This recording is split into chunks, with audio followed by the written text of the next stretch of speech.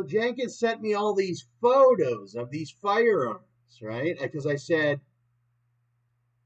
there's no reason to be on the dark web. We have the official gun post. And then he said, oh, well, I already have these, which is weird because he just got out of prison for a good amount of time, 7 years or 5 years or something like that.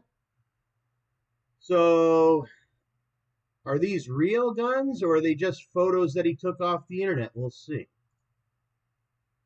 Because you can go like this, search Bing for image.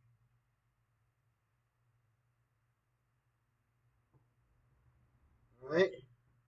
These were photos, I think, that were taken off of the internet and that he tried to send me to maybe collaborate with some of the police to try to set me up. What do you know? There's the photo right there. Oh, no. Something very similar to it. No, I'm a citizen. And as a citizen, we have the right to remain silent, and we also have the right to do any research that we want to do on our free will. So if somebody sends me a picture of guns, because now what they're expecting me to do is ask Jenkins, hey, do you have any guns for sale? But I already know how they work because I got to go to jail and see them.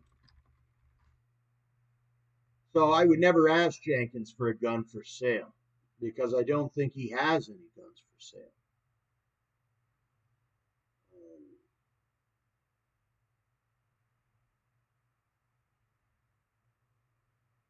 If you know how. See, they're trying to get me on something that is illegal or something. Tor network, if you want to go explore that deep web, but it's not really something special to land in jail, prison again. And who wants those narcotics when we got one of the best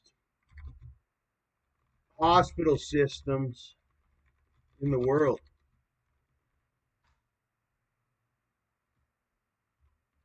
If you want drugs, you can go get prescribed whatever drugs that you need. And if you want guns, you can just go buy one at the store.